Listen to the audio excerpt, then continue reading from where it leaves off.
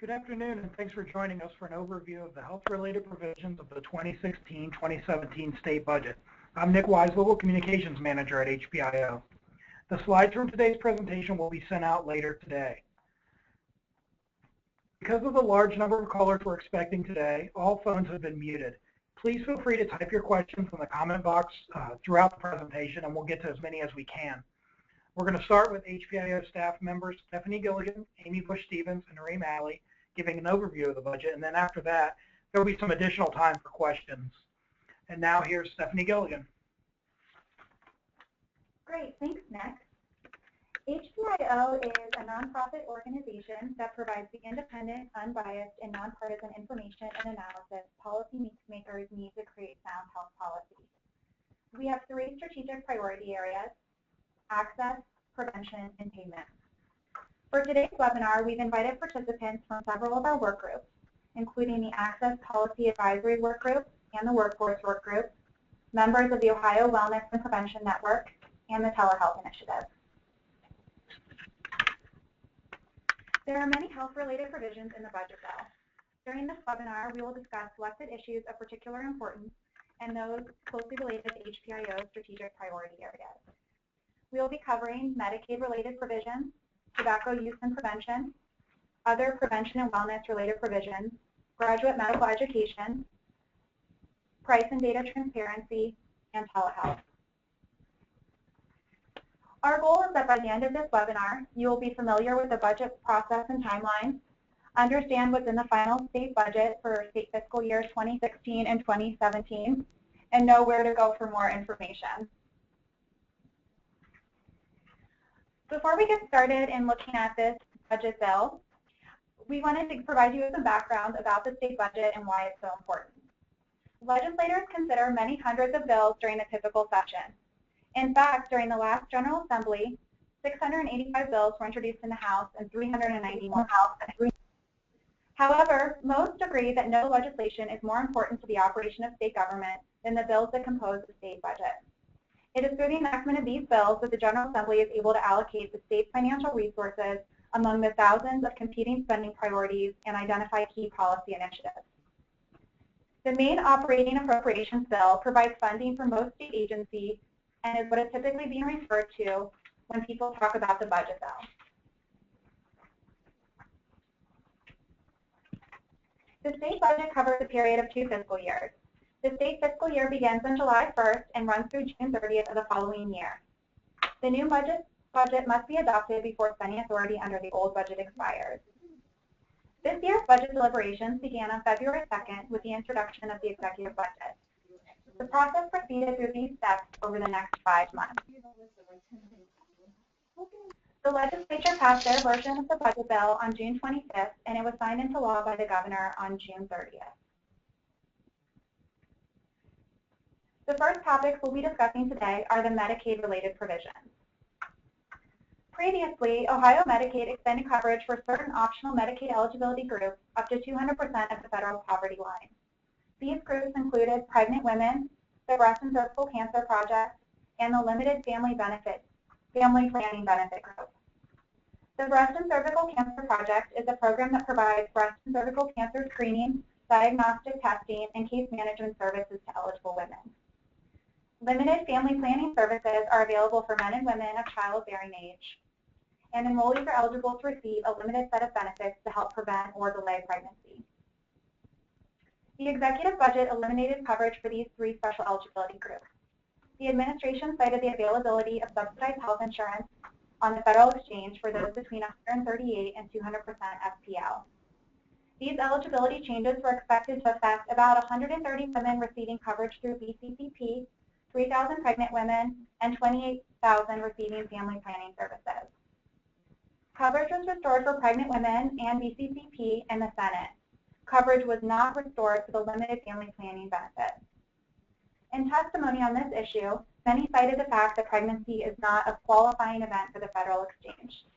As a result, if a woman becomes pregnant outside of the open enrollment period and is uninsured, she won't have access to coverage for maternity care. Ohio is above 138% FPL can now receive family planning services by purchasing coverage on the federal exchange. The Senate version is what was ultimately passed by the legislature and signed into law by the governor. As a result, in the final budget, pregnant women and the Breast and Cervical Cancer Project are covered up to 200% FPL, and Medicaid family planning services are provided only to those under 138% of the poverty line. Without reauthorization from the legislature, the appropriation authority for Ohio's Medicaid expansion was set to expire June 30th, 2015. During budget deliberations, both the executive and legislative branches focused on the idea of including more personal responsibility or participation requirements in the Medicaid program. The governor included an appropriation for expansion in his executive budget, along with a proposal to assess premiums for adults above the poverty line. It was estimated that the average premium would be about $20. The House continued Medicaid expansion, but added language requiring the Department of Medicaid to seek a federal waiver to create the Healthy Ohio program. The program was modeled after the Healthy Indiana plan, but with significant differences. The program proposed by the House would be mandatory for anyone in the covered families and children or Group 8 categories, including children. The House proposal also included a 12-month lockout period for adults or children with late payments. The Senate replaced the House plan with broader language requiring certain Medicaid recipients to enroll in innovative and value-based health coverage that is modeled on health savings accounts and uses premiums, copayments, or both. The Senate program was limited to recipients in the expansion population only and those aged 21 and older, not aged blind or disabled or pregnant. Ultimately, the plan that was passed by the legislature and signed into law by the governor was more similar to the House proposal, but with some limitations. The Ohio Department of Medicaid is required to seek a federal waiver requiring adult, CFC, and Group 8 Medicaid enrollees to participate and make monthly contributions up to a $99 annual limit into a health savings account that will be administered by their health plan. Participants, except for pregnant women who fail to pay, will have their coverage terminated until payments resume. The department has indicated that it will draft a waiver request while public input as required by federal regulations and submit the waiver to CMS in the next week. They didn't leave anything. State policymakers have acknowledged that it's no guarantee the waiver will be approved. For example, no state has been given approval to drop Medicaid enrollees with incomes below the poverty line for not paying monthly contributions.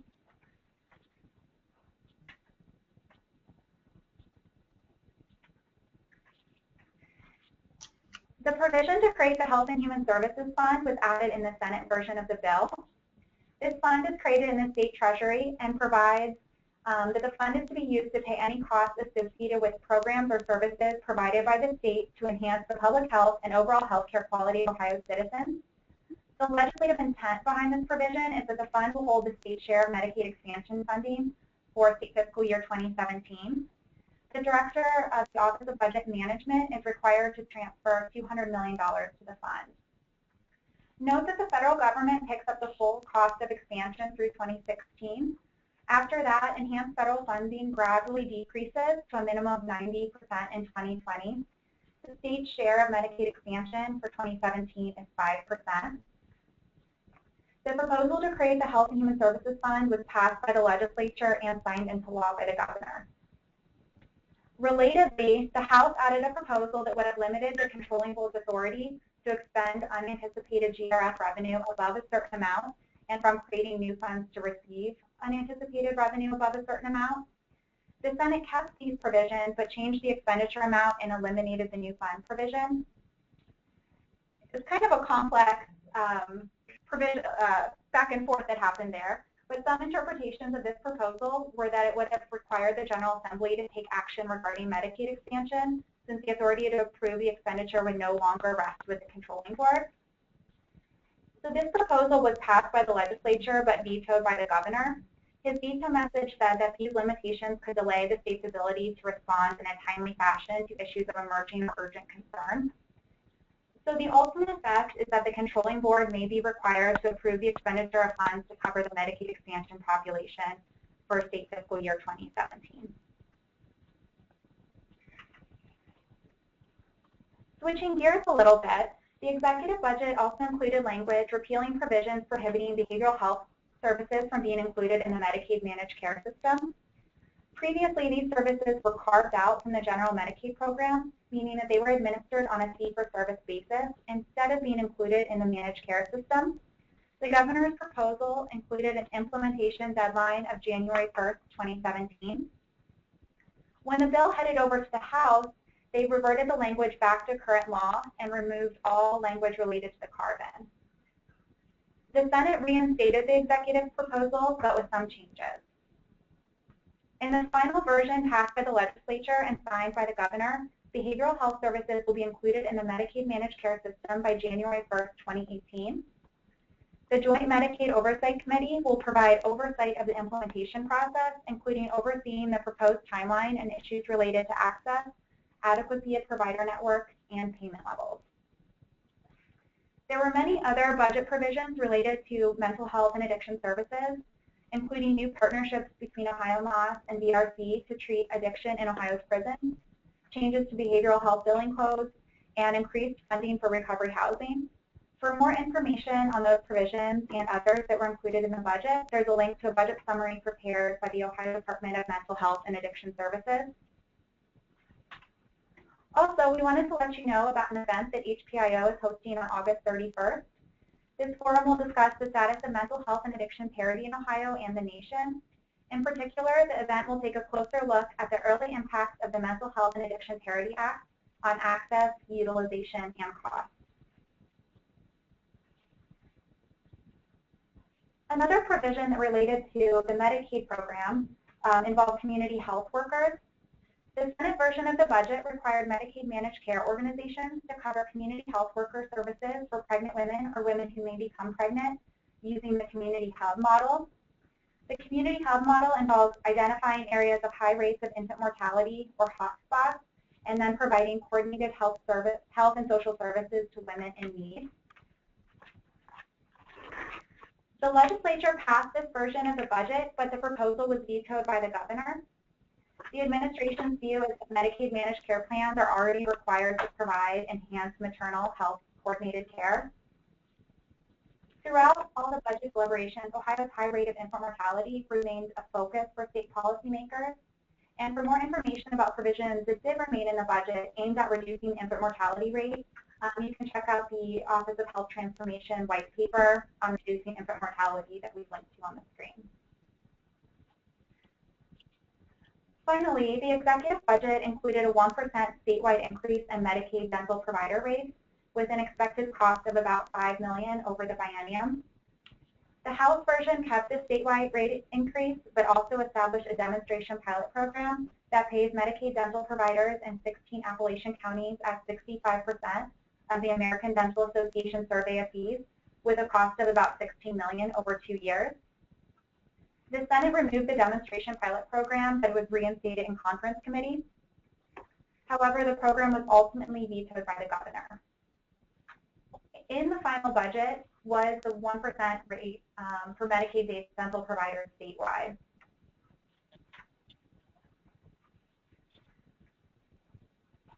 Great, thank you very much, Stephanie. And we're going to pause for a minute here to give you an opportunity to type in any questions that you may have about the provisions that Stephanie just went over. I'm not seeing any questions yet at this time, but please, as we go through, please go ahead and type in your questions, and we will stop as they come in and try to address those questions, and we'll also be taking questions and comments at the end of the webinar. So we are going to now talk about some of the prevention and public health related provisions in the budget, starting with tobacco, beginning with the cigarette tax. So the executive budget included a $1 increase in the cigarette tax, and that would have taken us from $1.25 to a $2.25 cigarette tax. The House removed this tax completely. The Senate included a 40-cent increase in the cigarette tax, and the conference committee compromised at a 35-cent tax increase. So that's what was in the final budget.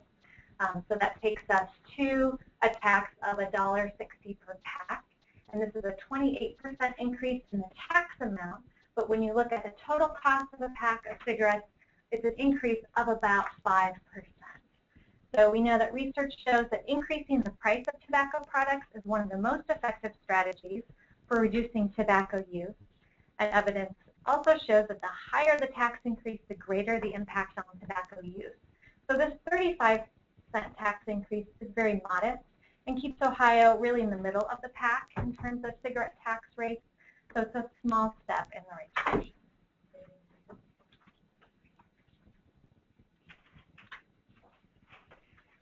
All right, moving on to tobacco cessation and prevention funding. The executive budget appropriated $2.05 million in FY16 and the same amount in FY17. The House appropriated a lower amount, but the Senate and Conference Committee increased the allocation. So the final amount that was in the budget was $5.05 million in fiscal year 16 and $7.05 million in fiscal year 17. So this is about $12 million over the 2-year period. So this is an increase of $4 million from FY15 to FY16, bringing us to the highest level of tobacco prevention and cessation funding that we've had in Ohio since the Tobacco Use Prevention and Control Foundation was abolished in 2008. So the bottom line here is the governor had proposed a larger tax increase and a small increase in prevention and cessation funding, and the legislature sort of reversed this by putting in a lower cigarette tax increase but increasing the funding for prevention and cessation. The budget also includes a grant program called Moms Quit for Two.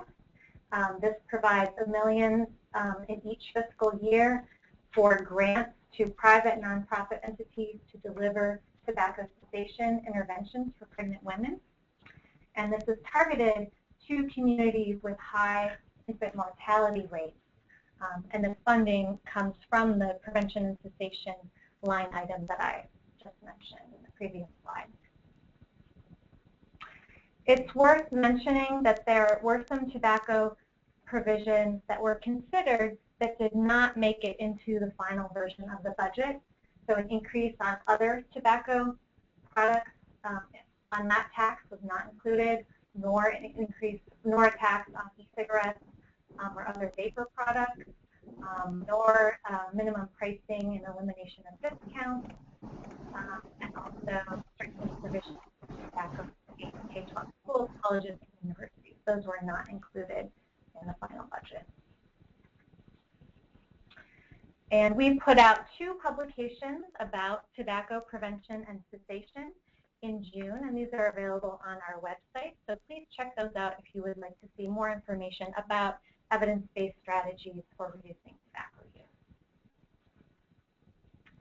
All right, the budget also included the Legislative Committee on Public Health Futures. So this is re-establishing a committee that was also held in 2012.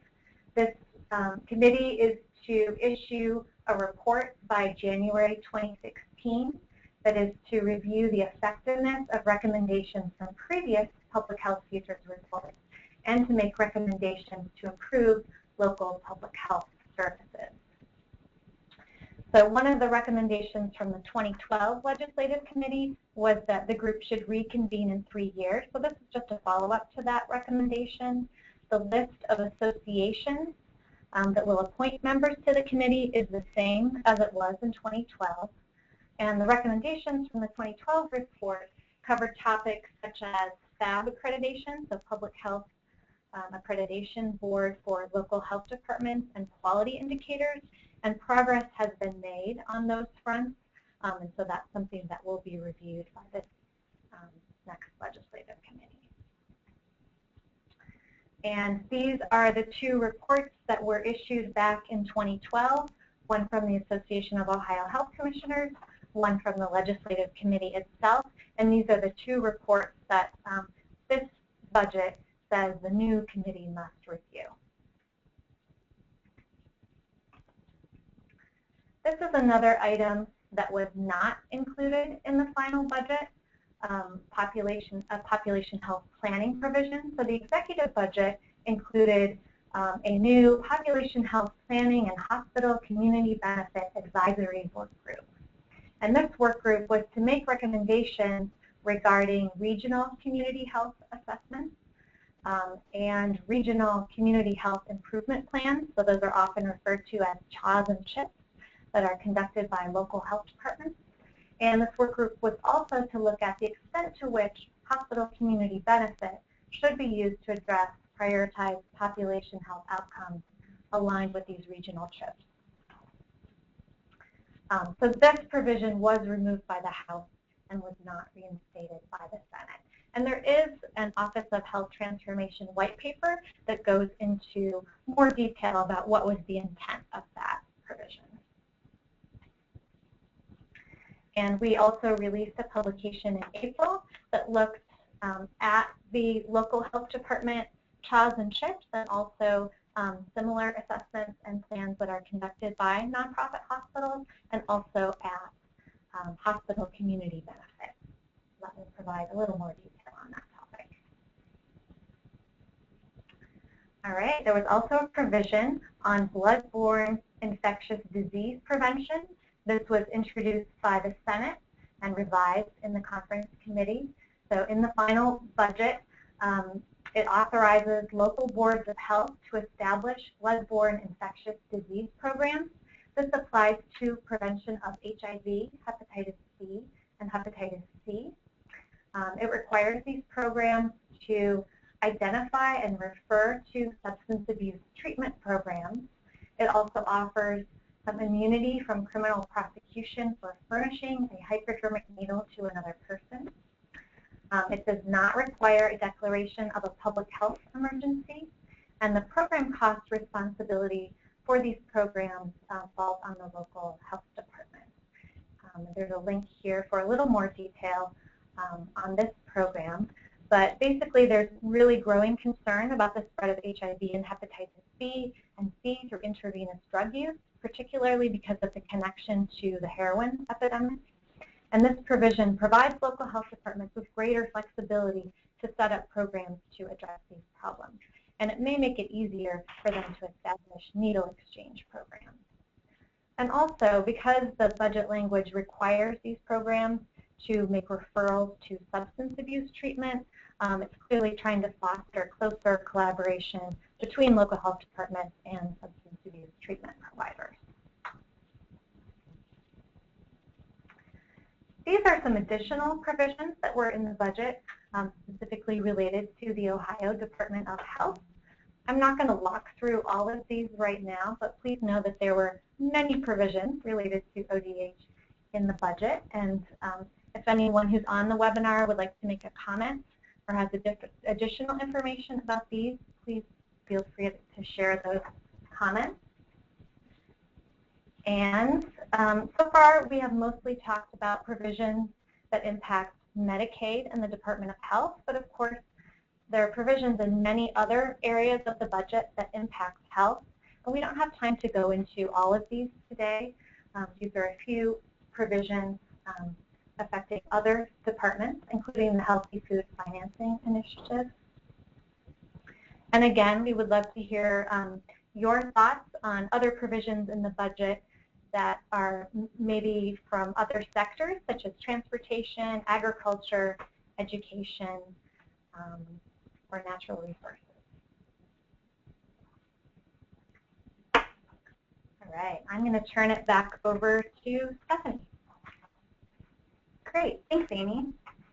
The Senate version of the budget created a graduate medical education study committee that will be chaired by the Office of Health Transformation and supported by the Department of Medicaid.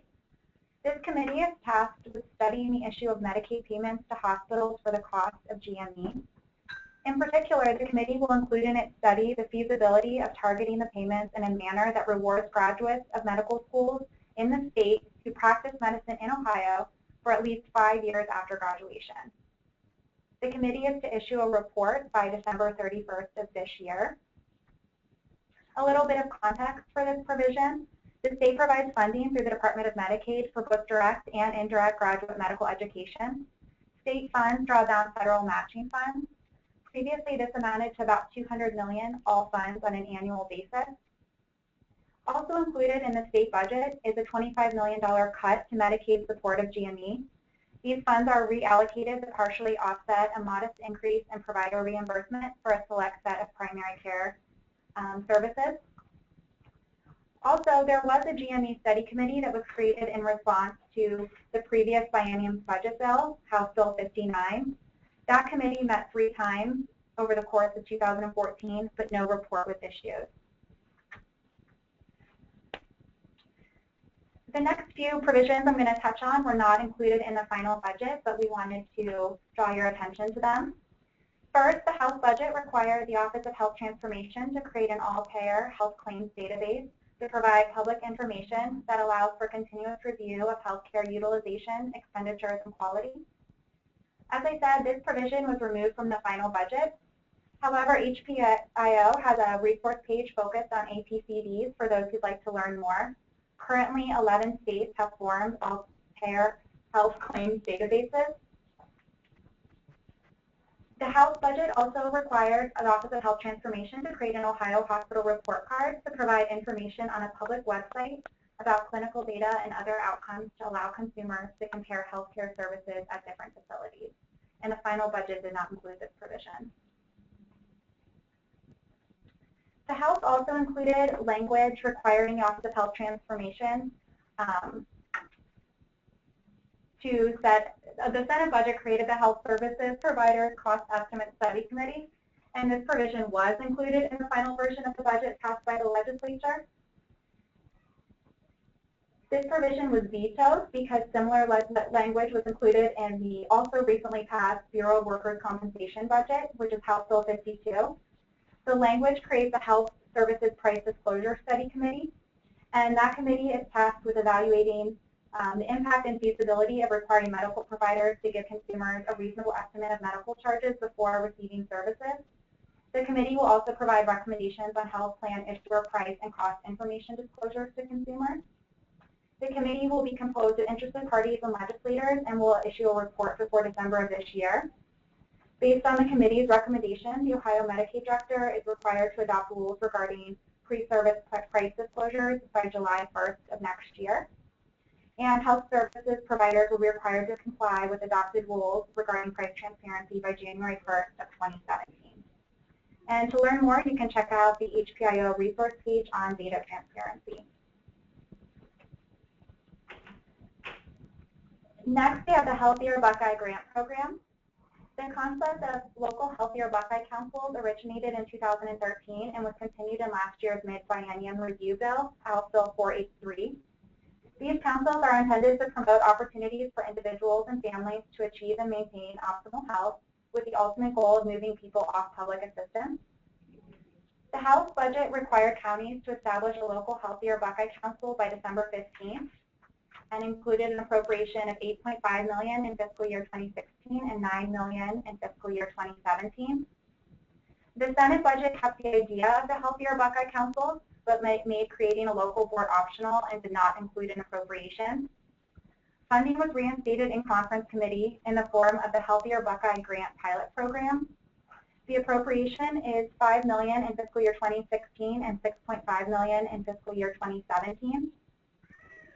The Office of Human Services Innovation is convening the Healthier Buckeye Advisory Council, and so far the group met once in April of 2015.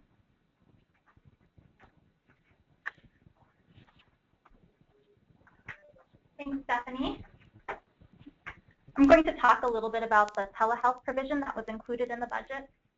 So there was language included in the final budget bill around physician prescribing based on remote examination of a patient, which would basically govern standards around when a physician can prescribe to a patient after a telehealth examination if they've never had a face-to-face examination of the patient before. The language in the budget allowed a physician to prescribe non-controlled substances to a patient after conducting a remote medical examination when using certain technology. And what is notable about this language is that it did allow for examination via telephone under certain circumstances and if certain criteria was met. Just as a bit of background, The State Medical Board has been working over the past year to revise Ohio Administrative Code 4731-1109, which, similar to the budget language, would set standards around physician prescribing based on remote examination. The board language proposed up to this point has been more prescriptive than what was included in the budget and did not allow for prescribing via telephone. The budget language was actually vetoed by the governor, and this is primarily because there was already a rulemaking process underway with the medical board regarding this similar language. Post-budget, the medical board is working with several legislators, including Representative Barbara Sears, to introduce legislation that would require the medical board to adopt rules governing physician prescribing based on remote examination. It is not clear at this time what that rule will look like or how it will differ from the budget language or previous language proposed by the board. But it is expected that the board will be working closely with interested parties in drafting a rule to be adopted in the next year or so that allows for the use of telehealth while maintaining the standard of care for patients. I'm going to pause here to give you all time to type in questions that you may have into your chat box.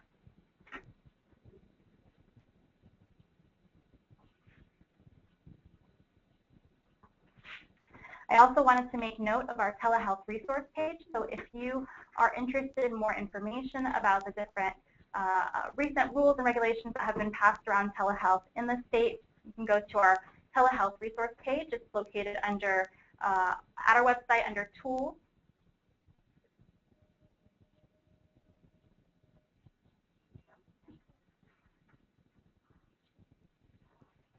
Great. Thanks, Reem. And while you're all thinking of questions you might have and typing those in, we just wanted to draw your attention to a few additional resources to provide more information about the recently passed budget bill. First of all, you're probably familiar with the General Assembly's website, but just a reminder that here you can find the full text of the budget bill by searching for House Bill 64. The Office of Budget and Management website has additional resources, and this is a great place to find the governor's veto message. Also, the Legislative Service Commission. Two resources you might not be aware of that are available here are the comparison document, which highlights the differences between the different versions of the bill as they progress through the process, and that's been updated to include the enacted version. And keep your eye out for green books, which will be published later this summer or in early fall. Those are published by agency and analyze the enacted budget. You can think of them as an update to the red books that are published at the beginning of the budget process. And then we compiled the links to HPIO resources that we mentioned throughout today's webinar. Here are 3 policy briefs that we discussed, 3 related resource pages, and a link to register or find out more information about our upcoming event on mental health and addiction.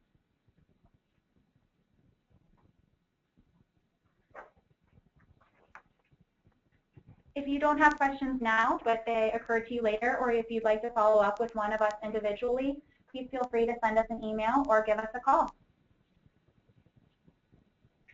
Thank you for joining us today. And as Nick said, we will be sending out the slides later today. And we'll stick around for just a few more minutes, so if you do have questions, we'll be here to respond. Thank you.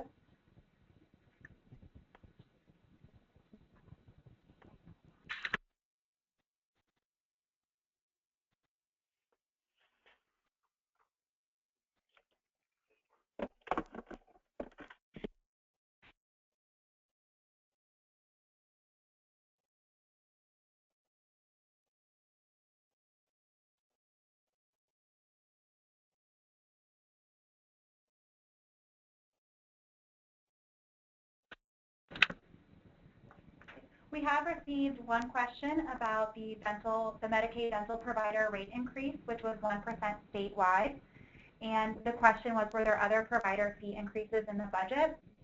The executive version of the budget included a larger increase for certain primary care services.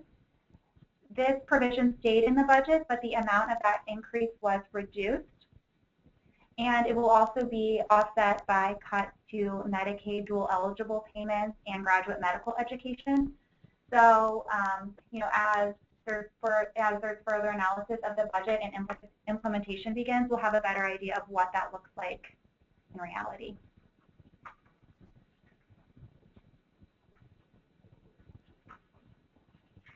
Our presentation today will be available. We will send out the slides. We may post a recording, however, we have to review for quality first, but we can assure you that we will be sending out the slides. So, yeah, we'll be sending them to the Ohio Wellness and Prevention Network Group, the Access Advisory Group, the Workforce Work Group, and the Telehealth Group. So if you're not a member of one of those groups or you're not sure, you can send an email to one of us listed on the screen here, and we'll make sure that you're on the list.